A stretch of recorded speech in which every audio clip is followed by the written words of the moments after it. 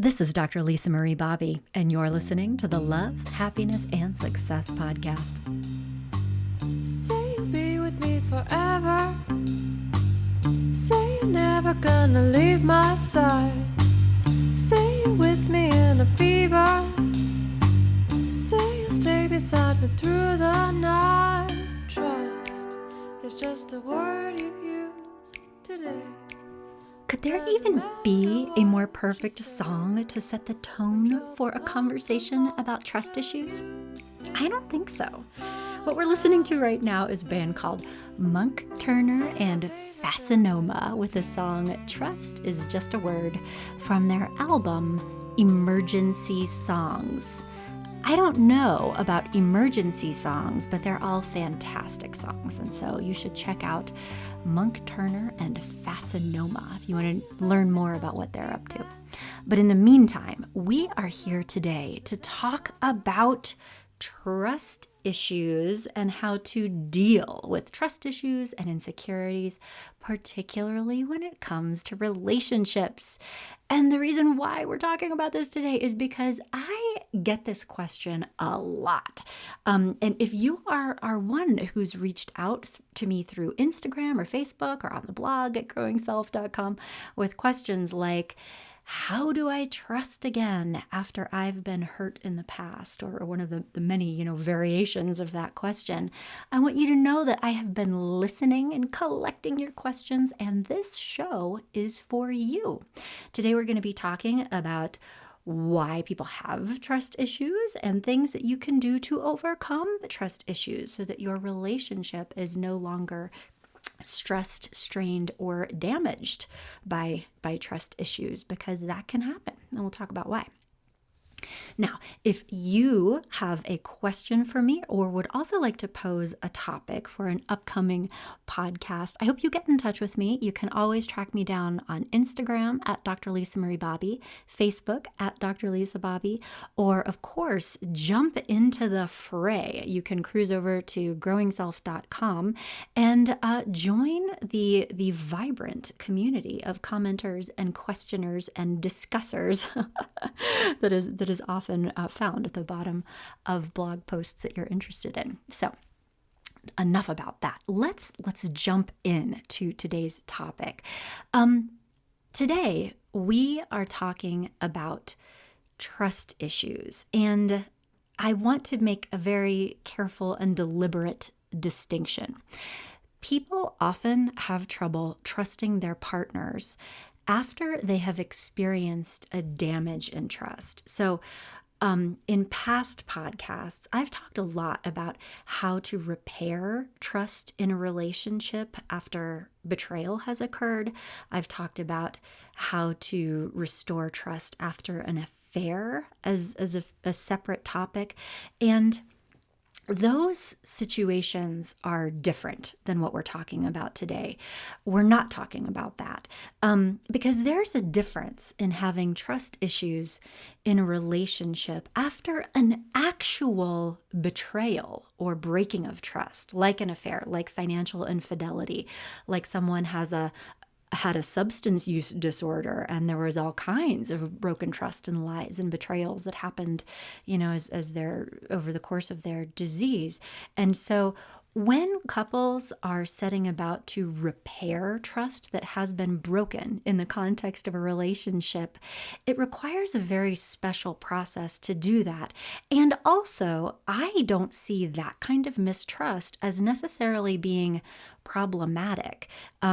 In fact, I view that as being a normal, expected, and actually quite healthy response to not fully trust someone who has demonstrated that they are not trustworthy, unless and until you go through that process of repair and healing that takes time and effort on both sides and is a very special kind of work. So if you are listening to this podcast hopeful that that is what I'm going to be talking about, I would actually refer you back to this previous podcasts I've done. You can scroll back through the podcast feed of the Love, Happiness, and Success podcast to find them.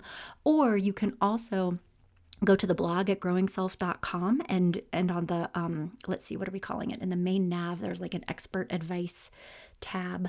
Click on that, and then you'll see a search bar in addition to like the most recent articles and podcasts, not just from myself, but from other experts on our team. But in the search bar, you could just type the word trust and you will see all kinds of articles as well as links to those past podcasts about how to repair trust after betrayal. And I hope you do check those out, because that's a hard path, and people doing that often require a lot of support, but hopefully the information you find there will give you a head start.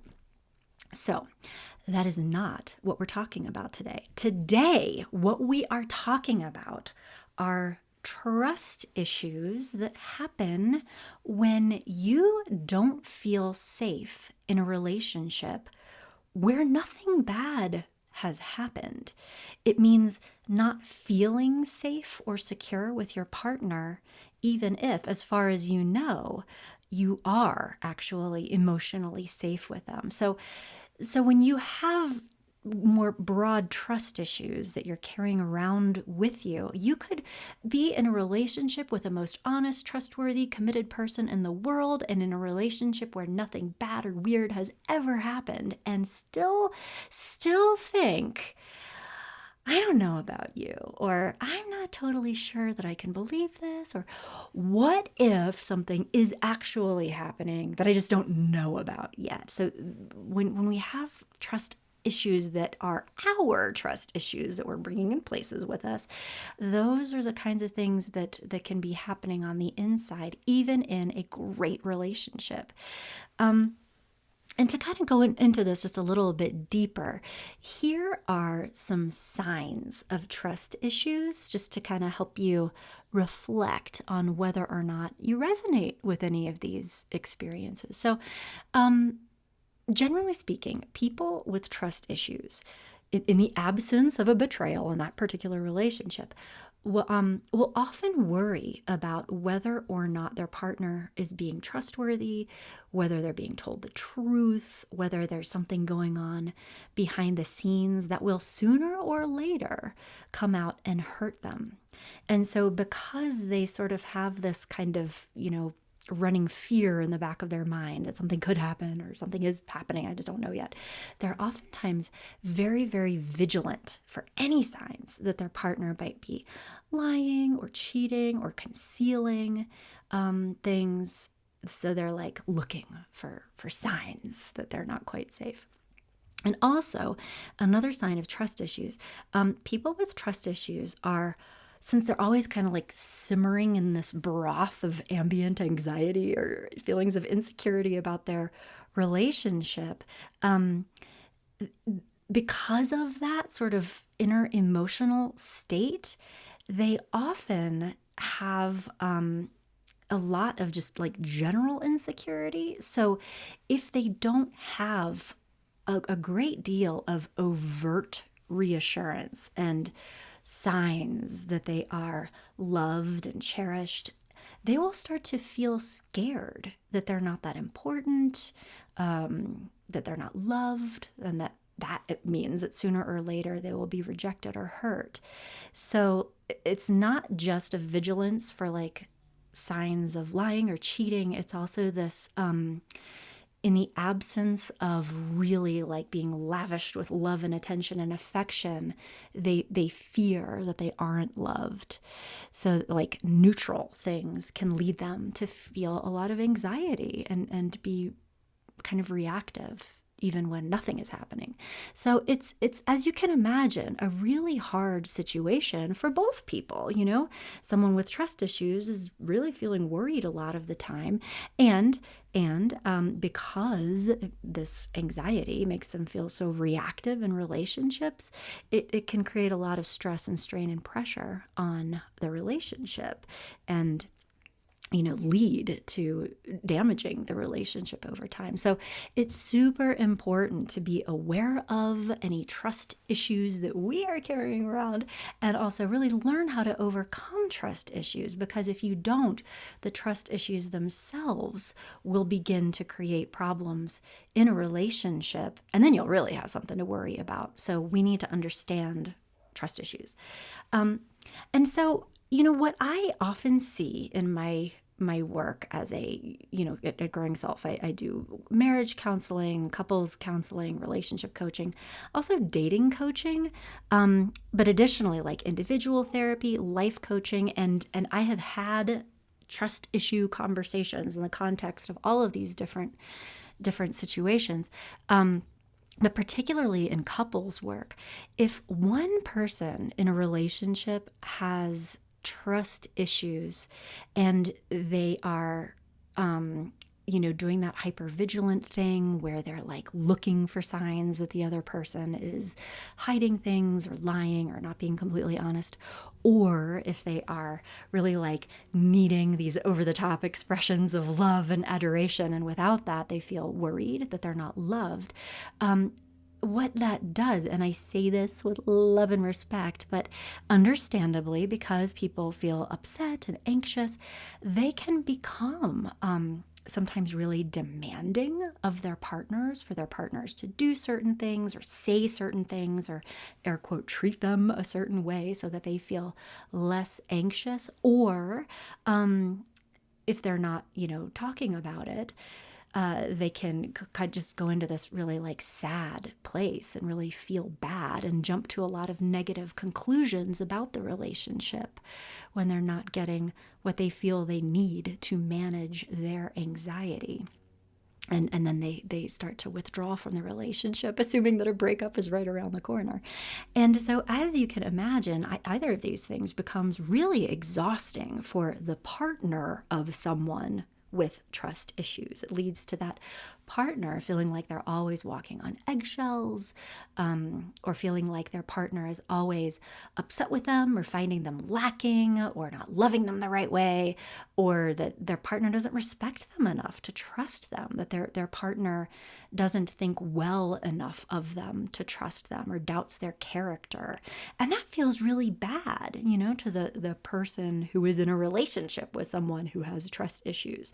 And again, this kind of dynamic can really damage a relationship and paradoxically create the situation that the person with the trust issues is most worried about, which is that over time their partner will begin to view them as being unreasonably needy or demanding, and will in fact withdraw from the relationship or start to feel ambivalent about the relationship, which of course, as you can imagine, sends someone who has trust issues anyway through the roof with anxiety, because they can see that their partner is maybe concealing things or withdrawing or feeling a little bit more ambivalent.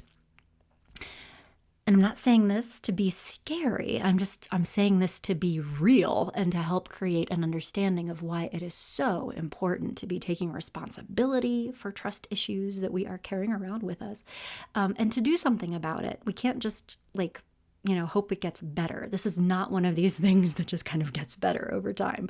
We really need to be working on it intentionally, in order to make it change. And the other thing that I routinely see as a marriage counselor or a relationship coach is that people with trust issues, they often, as we discussed, feel sort of suspicious of their partner and have a tendency to jump to negative conclusions about their partner's motivations or things their partner is doing or how their partner feels. And because it's sort of fear-fueled, they feel that those things are true because they feel afraid. And what that fear does is it leads to this kind of heightened emotionality where people with trust issues will also often become quite accusatory, attacking, kind of ambushing their partner with what about this thing? And really, demanding answers, demanding information, demanding explanations. And because their fears are not really reality-based, it turns into this thing where nothing their partner says or does will quell this anxiety. or at least not for long. Like even if they say, yes, I was with Tim, here is a text from, here's a screenshot of my text with Tim, or, whatever it is that the person is wanting more information about. Like it might soothe anxiety in that moment, but because that anxiety is kind of bubbling around inside of them all the time, it's kind of like that whack-a-mole thing. Like it'll come up in a different situation where they will again be potentially accusatory or attacking or suspicious. And, if you're in a relationship with someone who is routinely accusing you of various nefarious things, I can't believe I just said those two words next to each other, but I did. You were here. Anyway, but nefarious things. If you're in a relationship with someone who is accusing you kind of all the time of bad things, it will lead to a relational dynamic where you actually do start hiding or concealing things from your partner because you feel like it will upset them. So whatever it is, so it's better that they don't know. And also, if you are in a relationship with someone who has major trust issues and is always thinking bad things about you, you aren't going to feel loved or respected or trusted, or that they hold you in high esteem. And the relationship will stop feeling emotionally safe for you as a result. And so again, you do see that withdrawal and ambivalence start to happen because of being partnered with someone who has unresolved trust issues. So, over time, what happens in couples is that there's this emerging sense of, one partner, the partner with the trust issues, really believes that if only their spouse or their partner would do things differently or say things differently or finally provide them with all the information that they need to feel safe, their anxiety would go away, which is not true. But there's, frantic efforts to try to get those things from, an increasingly tired partner. And the person who is partnered with someone with trust issues will begin over time to feel that their partner with the anxiety is just this like black hole of insecurity and anxiety. And no matter what they say or do, it's never going to be enough to touch that inner anxiety.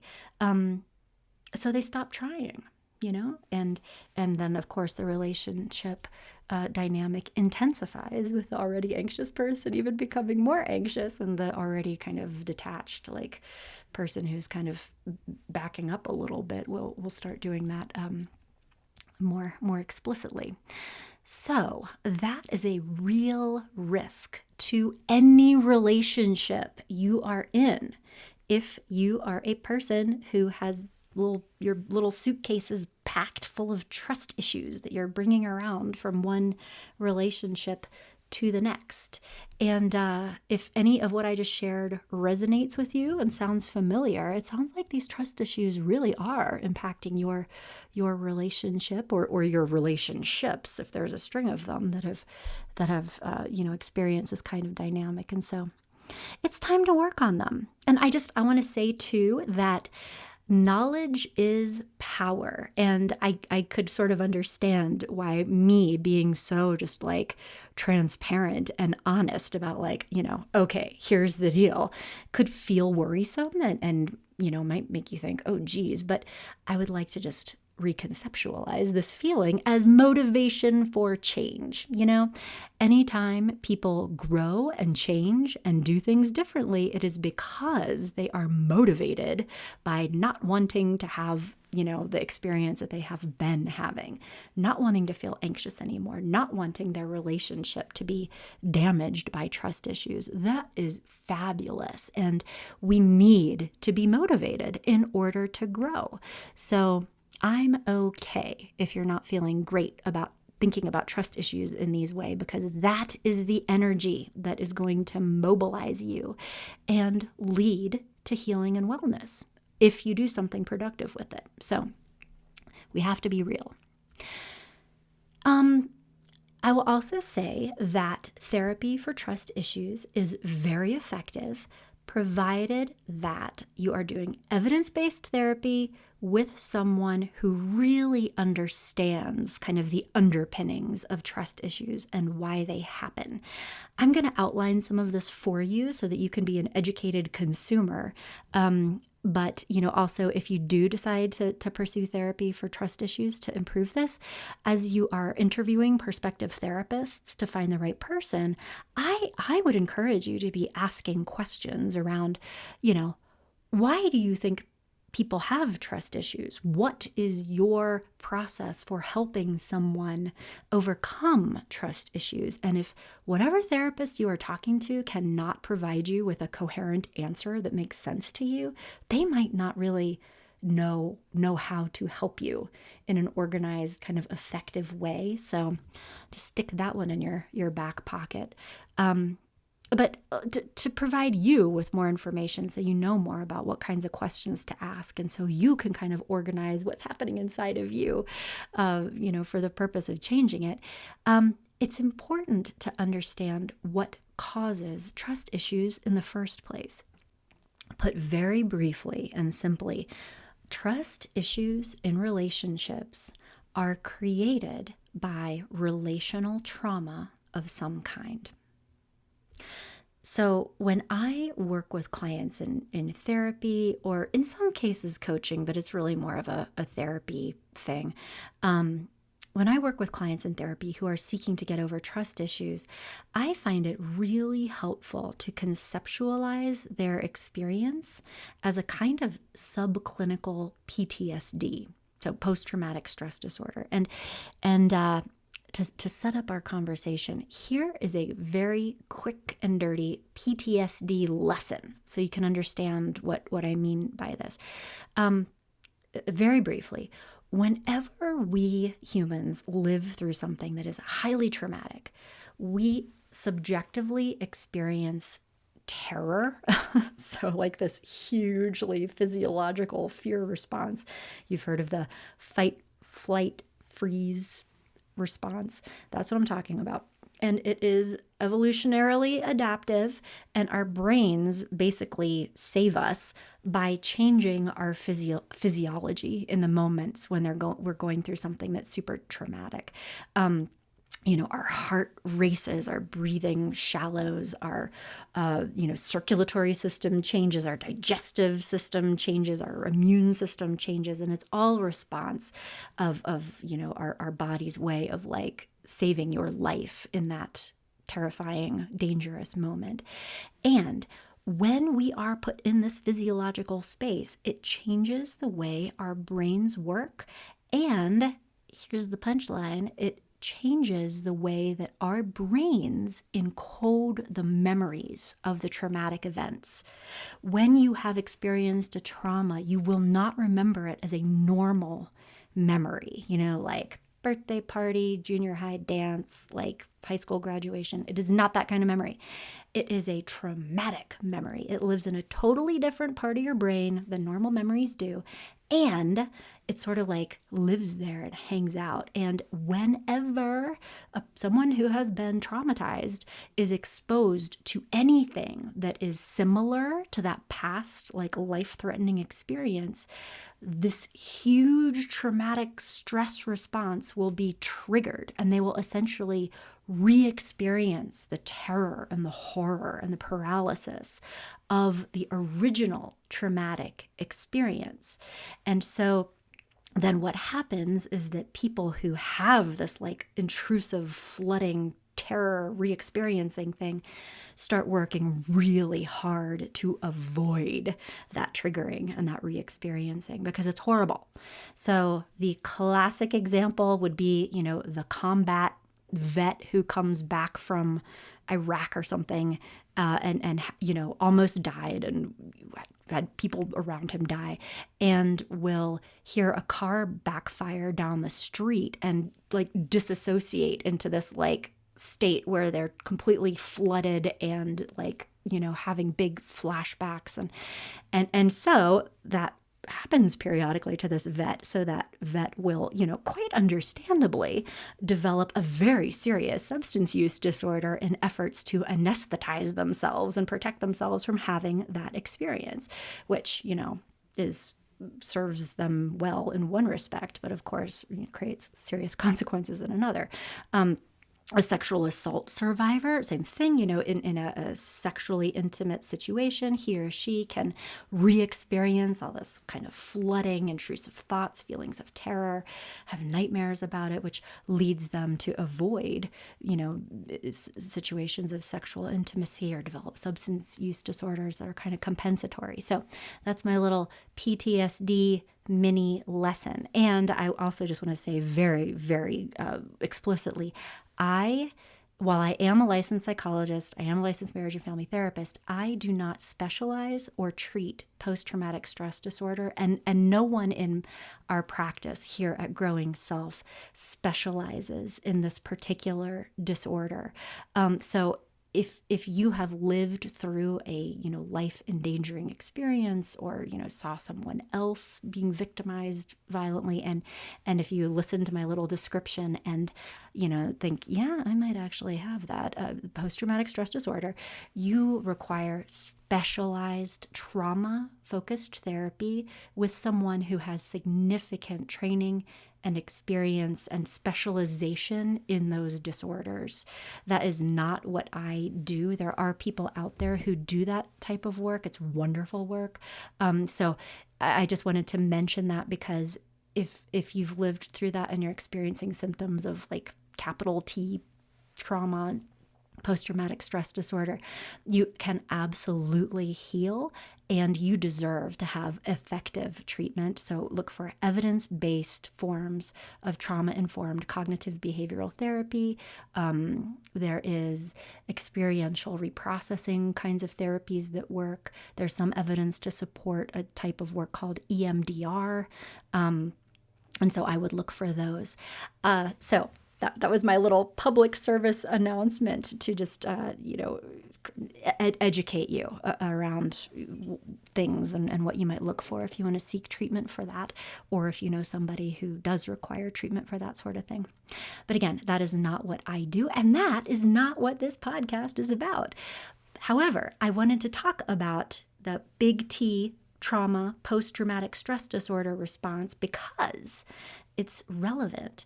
There is also little t trauma. There are difficult, unpleasant life experiences that we live through that also leave a stain on us emotionally and psychologically, unless and until we deliberately resolve them.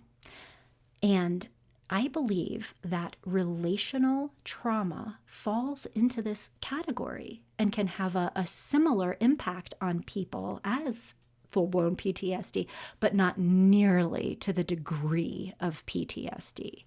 But in some ways is sort of similar. So going through a terrible breakup, or being in a relationship with someone who betrayed you or cheated on you or abandoned you can create this relational trauma.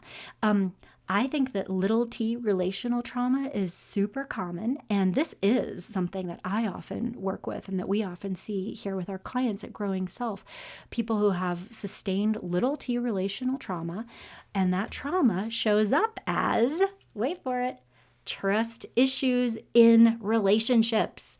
They have lived through something hard and scary, and they went through this experience, and now when they are in slightly similar relational situations, they are experiencing this similar type of triggering and flooding and anxiety that needs to be soothed and resolved. And so it can lead to, hypervigilance, safety seeking, which in the context of relationships is always, demanding information or evidence. But, it's related. Now, Another really important thing for us to be considering is to also, and again, this is so far beyond the scope of a podcast, but in my efforts to be like fully just real and transparent and honest with you, I also want to fully inform you. And so to talk about this other aspect of trust issues, I think is important.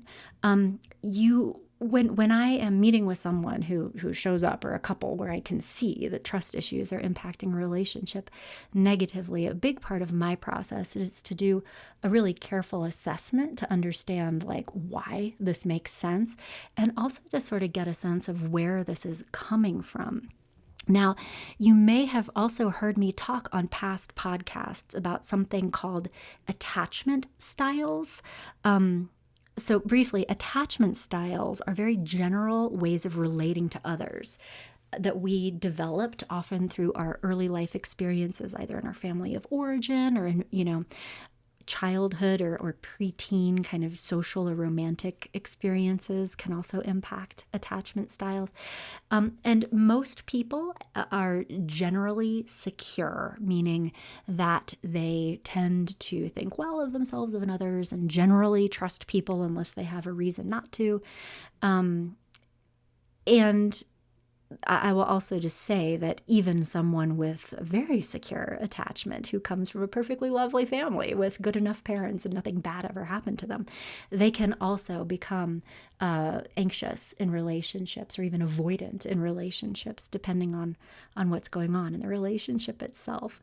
So there's no, even securely attached people can exhibit some of the other stuff that I'm going to talk about. But for people who had significant relational trauma early in life, like, really inconsistent parenting or parents they couldn't totally trust, parents who weren't emotionally safe, maybe not physically abusive, verbally or emotionally abusive, or parents who were rejecting or maybe addicted to substances that, impaired them.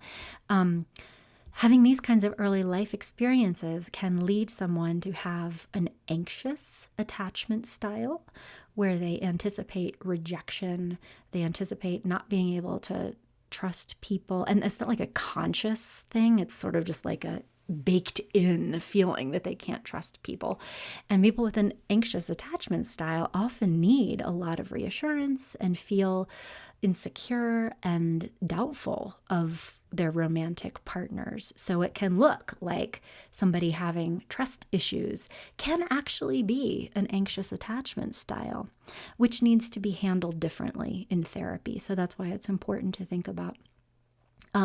Or another attachment style that is also relatively common is if people have had experiences with caregivers early on that weren't safe, that they felt like they needed to protect themselves from or were failed by over and over again. They may develop an avoidant attachment style where they become kind of super critical and rejecting of other people, and they don't really trust anyone enough to get close to them. Sort of this, I don't need you, I don't need anybody kind of emotional space, which can also really impact relationships. Again, totally beyond the scope of this one particular podcast, but an important variable to consider. I would, if you'd like more on this subject, would refer you back to the blog at growingself.com. You can go to that search bar on the blog page, type in the word attachment, and you will see past podcasts I've done specifically on the subject of attachment styles, as well as a number of articles that I have had colleagues write on the site at growingself.com, who are also marriage and family therapists, just to provide insight into attachment styles and how they can impact you and what to do to manage them if you are not secure. But again, healthy, securely attached people will become or appear avoidant or anxious in certain relational situations, certainly in conflictual relationships and in relational dynamics like the ones I was talking about at the beginning of this episode.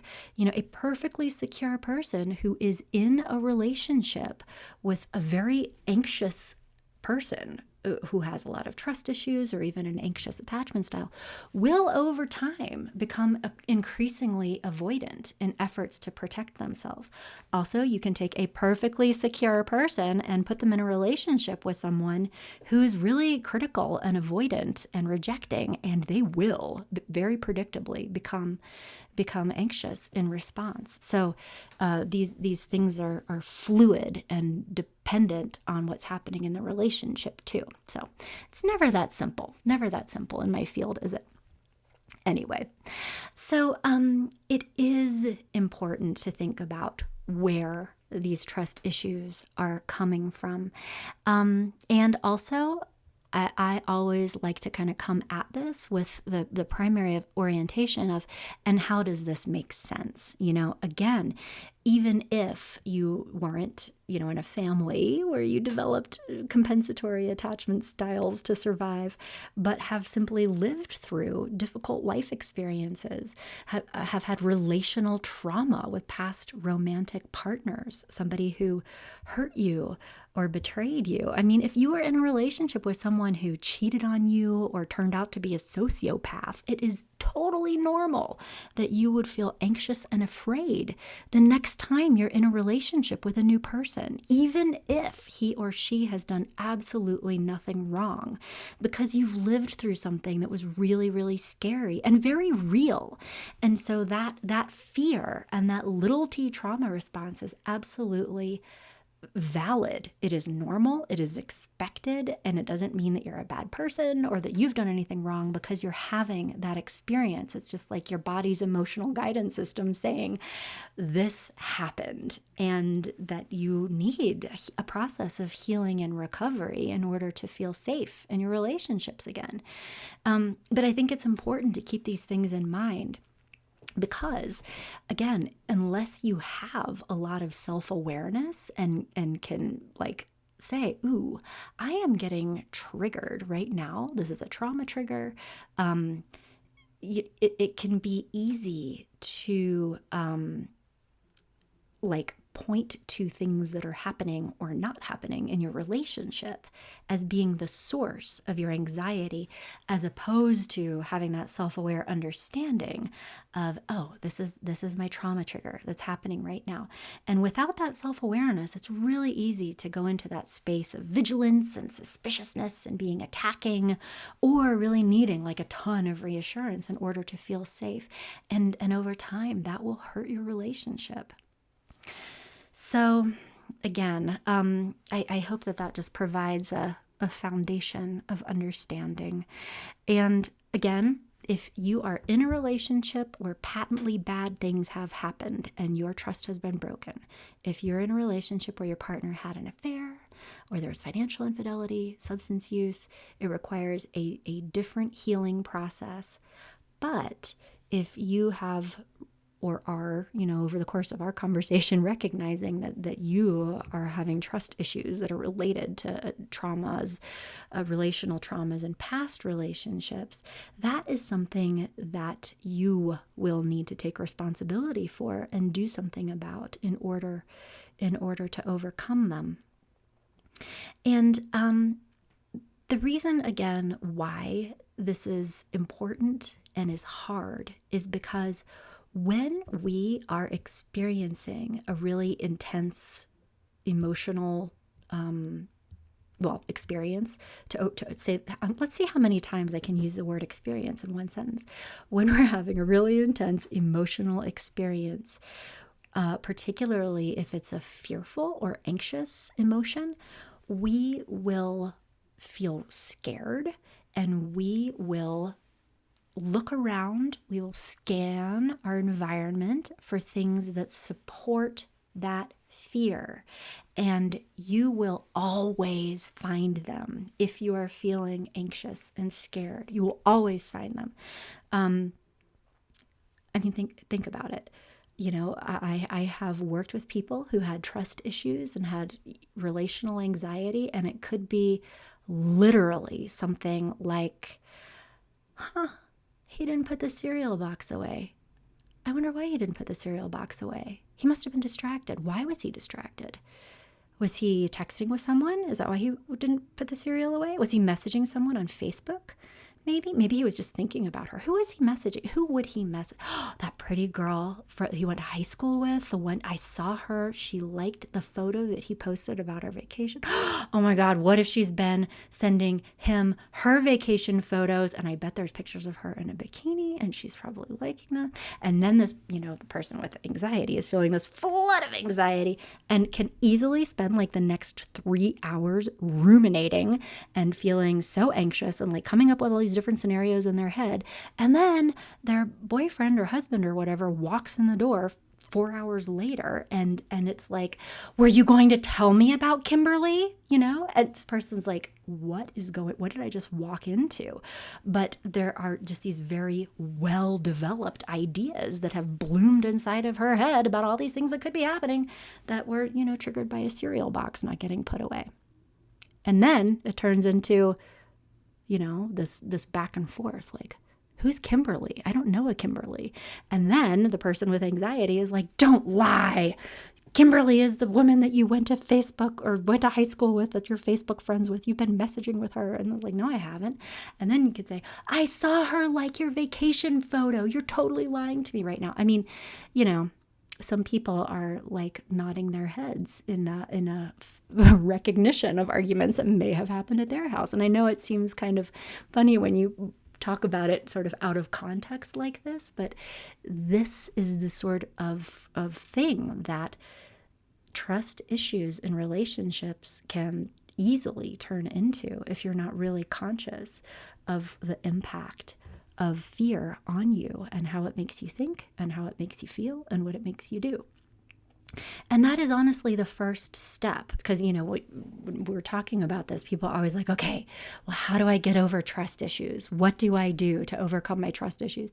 And what's important to know is that while the first key step in healing trust issues is understanding what's going on inside of them and having that self-awareness and also having compassion for themselves, because people with trust issues who've experienced relational trauma, it's helpful to understand that their feelings are very real. They're happening for a reason, but those feelings are not in alignment with their current life experience. They are out of proportion to what is happening in objective reality. And that right there is really, really hard. I will spend weeks with a client, months with a client on that one thing, Is this out of proportion to my experience, or is something actually scary happening right now that I should be worried about? People with trust issues have a very difficult time differentiating whether or not they're safe in relationships, because even if there's no evidence that they're not safe, it is so easy for their traumatized minds to say, well, but what about this? Or maybe I just don't know yet. And also the fact that they feel unsafe, even if there's nothing bad happening. And this is really difficult to unwind if someone has been in a relationship where there was relational trauma in the past, and that there were periods in that relationship that felt very safe for them. So like, somebody say, I never suspected anything with my ex-boyfriend either. He was so wonderful and so loving and communicative and affectionate. And then one day he drained my bank account and vanished. But before that, he was perfect too. So then when they're in a relationship with someone who is perfectly nice, that in itself can feel like a trauma trigger, because their abusive, horrible ex was also very nice sometimes too. And so this is why it's really, really important to get into good therapy for trust issues. Evidence-based therapy for trust issues like CBT can help you figure out what part of your fears and worries are coming from inside of you that are related to relational trauma. What is that little t relational trauma response doing? And differentiating that from what is a valid concern about something happening in your relationship that you should be talking about with your partner. People who have been traumatized in relationships have a lot of trouble figuring that out. And that is a core skill that must be achieved, is figuring out how to like manage anxiety and stay in a good place and figure out what is actually a problem versus what is my trauma response. And also, how do I manage my feelings of anxiety independently of whether or not my partner is doing something or saying something the way that I imagine would make me feel better? Because that's a really important piece of this puzzle too. So that clarity is super vital. And so individual therapy for trust issues is definitely important. And I will also say that it can also be super helpful to do couples counseling or relationship coaching if you have trust issues. And it is not couples therapy to try to make your partner say or do all the things so that you don't feel anxious anymore, because no one else can change the way you feel on the inside except for you. And so if you're like, but what if he did this? I might feel better. Possibly temporarily you would feel better, but really that's like you have to take responsibility for the anxiety first. And so if you are currently attempting to manage your anxiety by controlling your partner's behaviors, I would encourage you to listen to a podcast that I recently did about codependence in relationships. And you can find more on that topic again on the blog at growingself.com. Type codependence into the search bar and you'll see articles to help understand what I'm talking about there. But so while you should manage your expectations that couples therapy isn't going to get your partner to change so that you don't feel anxious anymore, what it can do is help both you and your partner understand together what happens for you on the inside when you feel scared and why that makes sense based on your life experiences. And by talking about this openly with your partner in a safe space, your partner can begin to have more empathy for what you're going through, because it really is hard and it is very, very real. But they can have more empathy for you in these moments, and they can also stop taking your anxiety personally and like as a statement that you're upset with them, and that can help them sort of stay emotionally closer to you instead of withdrawing. And also good couples therapy can help you to figure out ways of turning towards each other in these moments. And so I would recommend and being able to turn towards each other and connect and really like feel loved and supported and connected in these moments when you're feeling scared can be enormously soothing. There's a real benefit to secure attachment with someone who loves you, and to feel scared and be able to say to someone, I feel really scared right now, and have them be appropriately responsive to you, give you a hug, tell you they love you, can be enormously soothing, So that could be really, really helpful. And so to find a good marriage counselor to help you with that, I would recommend looking for a marriage counselor or a couple therapist, again, who understands relational trauma and who practices either the Gottman method of marriage counseling or emotionally focused couples therapy. Those are both evidence-based forms of couples counseling that can be really effective for this kind of thing. So that can help your relationship. And also a side benefit is by talking about these things openly in couples therapy, your partner will also, I think, feel encouraged to be understanding what's happening and also see you be taking responsibility for the anxious responses that you're having in certain situations and see the work that you're doing to change that, particularly if you're working with a therapist who's encouraging you to take responsibility for those moments, to manage your anxiety, and provide you with accountability for doing that, and also working with you to develop solid cognitive and behavioral strategies for managing that anxiety. That can be really helpful and healing for your relationship too. So And so, you know, what those specific cognitive behavioral therapy strategies are is obviously, again, beyond the scope of any podcast. It is not here's, 3 quick tips to totally overcome all of the historical trust issues that you have for a reason. Like, there's nothing I'm going to say in this podcast. You're going to be like, oh, I feel better now. But to go through a process of evidence-based cognitive behavioral therapy with someone who understands relational trauma will help you understand what's happening inside of yourself and help you develop both cognitive and behavioral strategies for soothing yourself and manage your anxiety in those moments, so that not just you feel better, but also that you are more in control of what you're doing in your relationship, so that you're not, inadvertently behaving in ways that are damaging to your relationship as a result of your anxiety. So, again, I would recommend looking for a therapist who does evidence-based therapy, who understands relational trauma. Other resources for you, there are online CBT courses, which if you don't feel quite up for, on therapy with a person, which honestly, in this situation, I would really encourage, because when you've been traumatized in a relationship and when you're carrying around these kinds of trust issues, it can be really difficult to kind of gain that self-awareness that you need. And also like the feedback, the perspective to figure out when you're safe and when you're not safe, and sort of make sense of the past experiences versus make sense of the present experiences. So certainly online CBT courses like, the happiness class that we have here at growingself.com can provide a foundation of some of the specific CBT skills.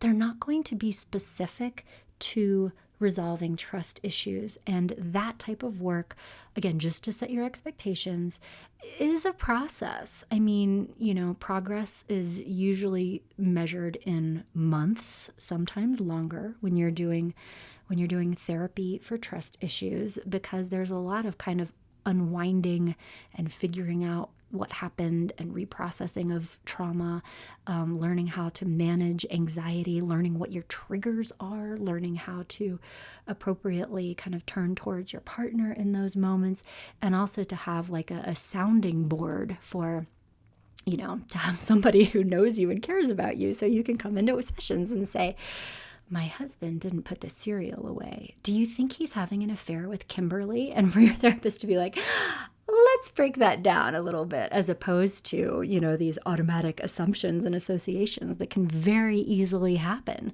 when you have trust issues. So, to have somebody just to bounce things off, or, to be able to say, yeah, he's been coming home really late a lot and he isn't returning my calls. And I went past his work and he said he was going to be at work and he wasn't there. And then he told me that he, had a flat tire on the way home. And, for your therapist to be like, yeah, that actually sounds like something that we should probably figure out. I'm glad we're talking about this, so to figuring out like when that we need to listen to anxiety versus when it is an artifact of old relational trauma. Anyway, there's a lot of information here in this podcast. As always, I hope I didn't overwhelm you, but I also hope that me kind of just being super honest with you and going into depth about all the different things to think about when it comes to resolving trust issues helps you, understand the cause of trust issues, what you can do to overcome trust issues, and also provides you with that motivation and kind of direction for your next steps, if this is a thing for you and you wanted to change it. With a goal being to create a situation where you feel more secure and confident in your relationships, because you deserve that, and also so that you can create really healthy and enduring relationships with people who, deserve to be loved and respected by you too. So I hope this helps, and I will be back in touch with you soon for another episode of the Love, Happiness, and Success podcast. Bye-bye. Love me from the deep end. Say you love me from the depths of your heart. Send me a letter with your promises. Will you feel better if you make it long? Trust is just a word you use today. And does it help you get your way? Sometimes look at all your friends and loved ones. What if they disappear?